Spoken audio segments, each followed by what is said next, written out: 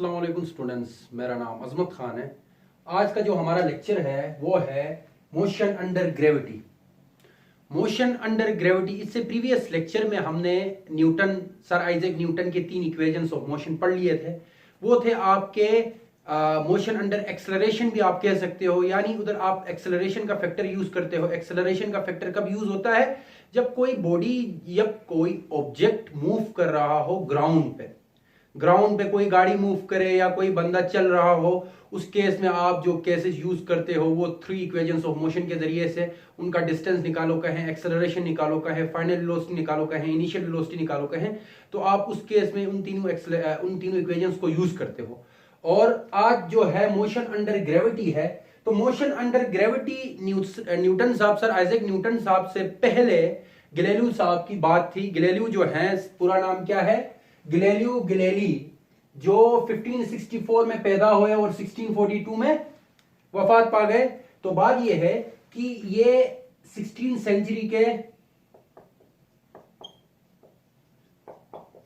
Century के एक, आप कह सकते हो, एक फिलोसोफर थे।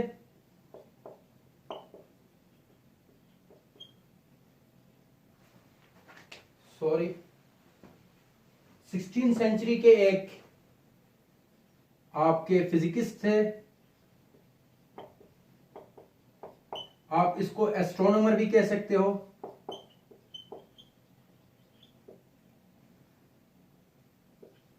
इसने एस्ट्रोनॉमी के ऊपर भी थोड़े से कानून और कुछ बातें की हैं, और उसी तरह ये आपके मैथमेटिशियन भी हैं।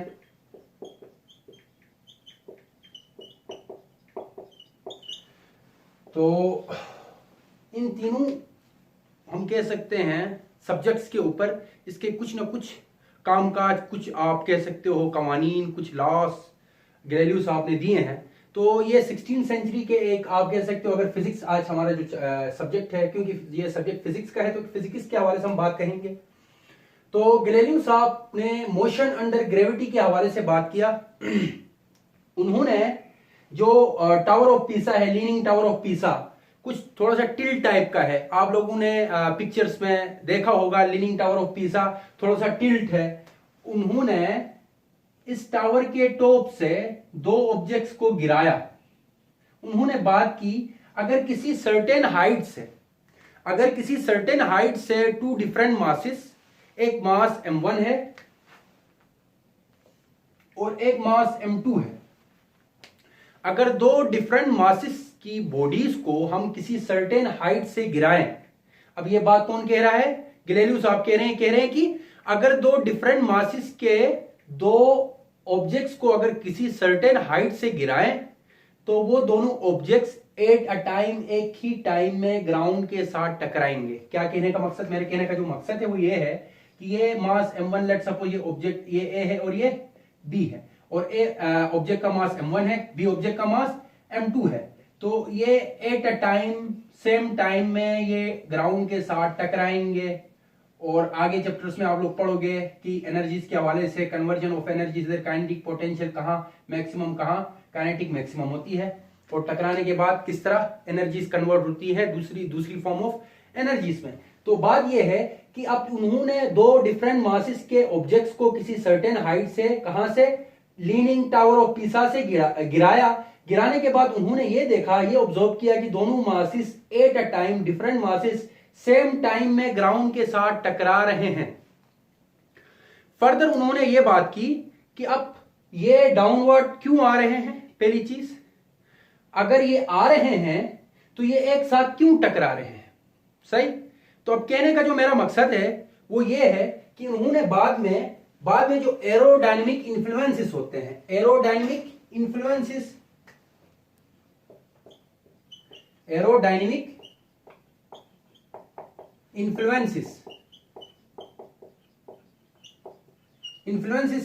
जो आपके पास एरोडायनेमिक इन्फ्लुएंसेस में आप एयर प्रेशर कह सकते हो, एयर प्रेशर को निग्लेक्ट किया। और उसके बाद उन्होंने जब देखा, एरोडायनेमिक इन्फ्लुएंसेस को निग्लेक्ट करके उन्होंने देखा, तो अब आपको मालूम है इनिशियल वे में अगर एरोडायनेमिक इन्फ्लुएंसेस को हम निग्लेक्ट ना करें तो ये दोनों ऑब्जेक्ट्स जब हम इनको फ्री छोड़ेंगे ये डाउनवर्ड तो मूव करेंगे। डाउनवर्ड क्यों मूव करेंगे? क्योंकि अर्थ के अंदर क्या है, अर्थ के पास ग्रेविटी है। ग्रेविटी की वजह से ये क्या है, अब एक्सेलरेट तो कर रहे हैं, डाउनवर्ड गिर तो रहे हैं, और इनकी एक्सेलरेशन डाउनवर्ड बढ़ रही है। अब कौन सी acceleration? Acceleration due to gravity. Acceleration due to gravity, gravity की वजह से, यानी इधर जो एक्सेलरेशन हम नाम देंगे ड्यू टू ग्रेविटी, इधर हम जो बात करेंगे वो जी की बात करेंगे। और आपको मालूम है कि जब कोई एल्टीट्यूड से, किसी हाइट से कोई ऑब्जेक्ट गिर रहा होता है, उस केस में हम वेट की बात करते हैं, और W इक्वल टू mg हमें मालूम है, weight equal to mass and gravity. तो अब मास और ग्रेविटी को प्रोडक्ट फॉर्म में लो तो आपको इन दोनों बॉडीज का आपको वेट फाइंड आउट होगा। तो अब ये डाउनवर्ड यूं गिर रहे हैं, तो इनकी ग्रेविटी यानी इनकी जो एक्सेलरेशन ड्यू टू ग्रेविटी है, यानी इनकी एक्सेलरेशन बढ़ रही है। अगर फॉर एग्जांपल लेट सपोज इधर बॉडी ए और बॉडी बी की कोई एक्सेलरेशन थी, फॉर एग्जांपल v1 हमारे पास इनिशियल वे में 0 है, v1 हमारे पास, वेलोसिटी ऑफ दिस वन 0 और वेलोसिटी ऑफ बॉडी b2 0 है। अब इधर आके लेट सपोज ये वेलोसिटी बन गई, v1 की हमारे पास बन गई लेट सपोज 8 और v2 की बन गई, चलो ये भी 8, और उसी तरह इधर आके v1 बन गया 15 मीटर पर सेकंड और v2 बन गया 15 मीटर पर सेकंड। तो कहने का जो मकसद है वो ये है कि अगर एरोडायनेमिक इन्फ्लुएंसेस को हम निगलेक्ट ना करें तो इनकी जो क्या कह सकते हैं ग्रेविटी है, यानी इनकी जो एक्सेलरेशन है ड्यू टू ग्रेविटी बढ़ जाएगी। इनकी रफ्तार जिस तरह डाउनवर्ड आते जाएंगे इनकी रफ्तार बढ़ जाएगी। क्यों बढ़ जाएगी? क्योंकि ग्रेविटी जो है डाउनवर्ड इनको खींच रही है। पहली चीज इनका वेट है जो वर्टिकली डाउनवर्ड एक्ट कर रहा है, और वेट की वजह से जो ग्रेविटी है, ग्रेविटी आप जमीन के अंदर से, यानी अर्थ की कोई ग्रेविटी होती है वो एक्ट करती है वर्टिकली डाउनवर्ड। तो उसके बाद आपके गैलीलियो साहब ने क्या किया कि जो एरोडायनेमिक इन्फ्लुएंसेस को निगलेक्ट किया। निगलेक्ट करने के बाद उन्होंने देखा कि ये दोनों जो ऑब्जेक्ट्स थे, ये दोनों जो बॉडीज थी, ये सेम वेलोसिटी यानी यूनिफॉर्म एक्सेलरेशन के साथ डाउनवर्ड मूव करने लगी। यूनिफॉर्म एक्सेलरेशन के साथ डाउनवर्ड मूव करने लगी। यूनिफॉर्म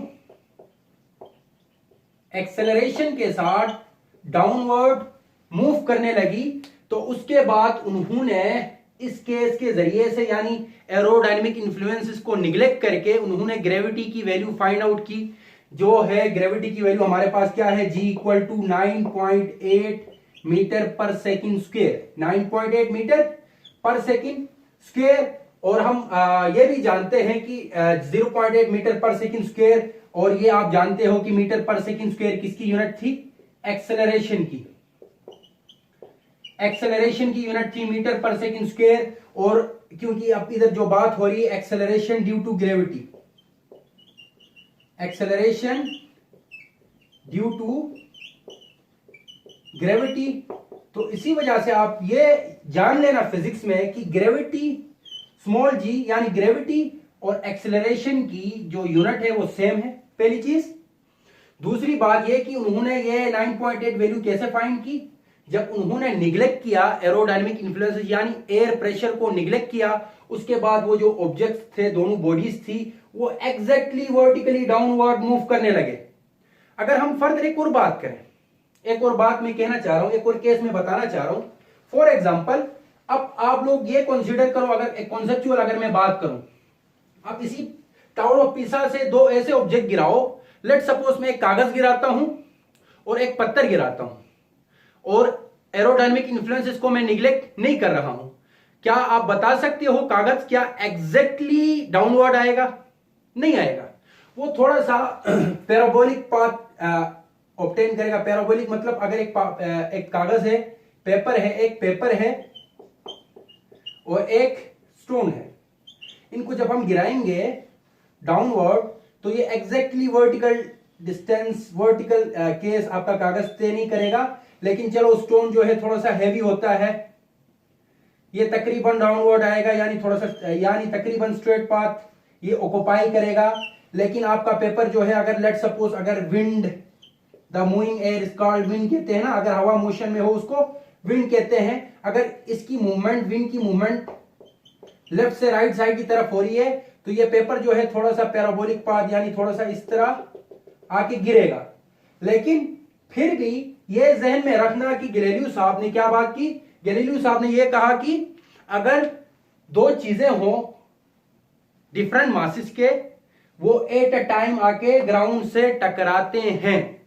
गैलीलियो के मुताबिक मैं बात कर रहा हूं।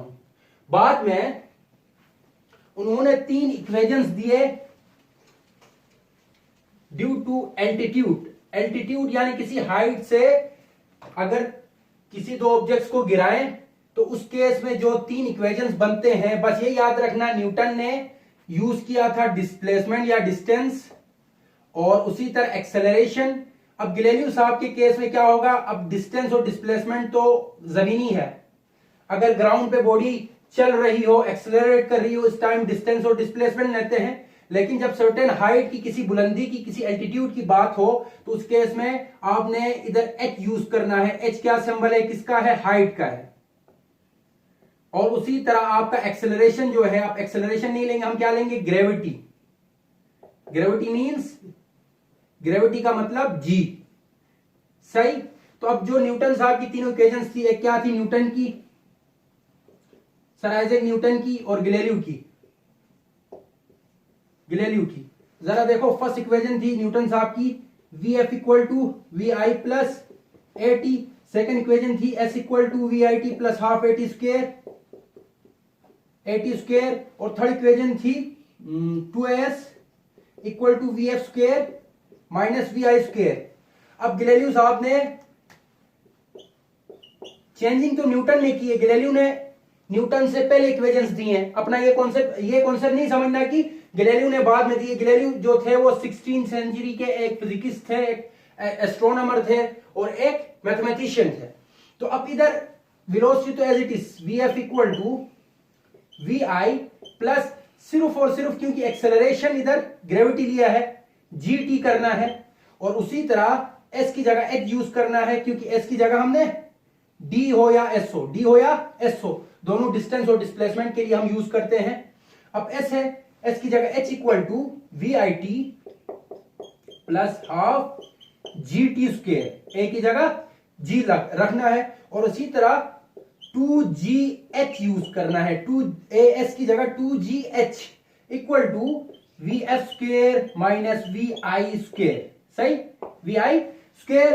तो ये जो था हमारा लास्ट टॉपिक था और आप लोगों को मालूम पड़ा कि न्यूटन की कौन सी 3 इक्वेशंस है और गैलीलियो की कौन सी 3 इक्वेशंस है। इसके बाद इंशाल्लाह नेक्स्ट जो लेक्चर होगा उसमें हम क्या पढ़ेंगे, हम पढ़ेंगे इनके न्यूमेरिकल्स करेंगे। इस चैप्टर नंबर 2 काइनेमेटिक्स के न्यूमेरिकल्स स्टार्ट करेंगे।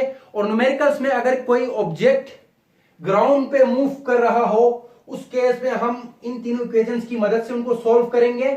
और अगर कोई ऑब्जेक्ट किसी हाइट से गिर रहा हो, किसी सर्टेन हाइट से गिर रहा हो, या हम किसी ऑब्जेक्ट को क्या करें, थ्रो करें अपवर्ड, तो उस केस में आपने ये तीनों इक्वेशंस यूज करने हैं। और दूसरी बात यह है कि ग्रेविटी के हवाले से अगर हम फर्दर बात करें तो यह भी याद रखना कि ग्रेविटी अगर अपवर्ड से डाउनवर्ड गिर रही, यानी कोई ऑब्जेक्ट अपवर्ड से डाउनवर्ड गिर रहा हो तो उस केस में आपने जो ग्रेविटी यूज करनी है वो पॉजिटिव ग्रेविटी यूज करनी है, यानी फ्रॉम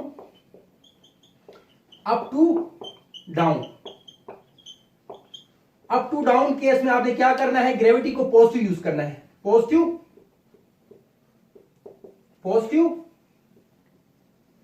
ग्रेविटी। लेकिन अगर कोई ऑब्जेक्ट डाउनवर्ड से अपवर्ड मूव कर रहा हो, अगर कोई ऑब्जेक्ट डाउनवर्ड से अपवर्ड मूव कर रहा हो उस केस में आपने क्या यूज करना है, आपने नेगेटिव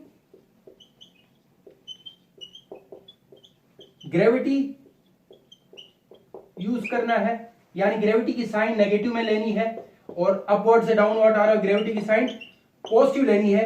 क्यों लेनी है, क्योंकि ग्रेविटी हमेशा किसी भी ऑब्जेक्ट को डाउनवर्ड, वर्टिकली डाउनवर्ड खींचती है। उस केस में जब आपका ऑब्जेक्ट भी डाउनवर्ड मूव कर रहा हो और ग्रेविटी भी, अब क्योंकि ग्रेविटी की क्या है, ग्रेविटी भी अर्थ की ग्रेविटी डाउनवर्ड खींचती है, तो उस केस में उसकी रफ्तार बढ़ जाती है। लेकिन अगर किसी ऑब्जेक्ट को हम थ्रो कराएं, किसी ऑब्जेक्ट को, किसी स्टोन को हम अपवर्ड फेंकें, तो उस केस में क्या होगा, ग्रेविटी तो क्या है, डाउनवर्ड खींचती है, लेकिन ऑब्जेक्ट की मूवमेंट क्या है, अपवर्ड है, जिसकी वजह से कुछ टाइम तक, अब वो डिपेंड करेगा कि आपने कितने पावर से उस ऑब्जेक्ट को, इस चीज को, स्टोन को फेंका है।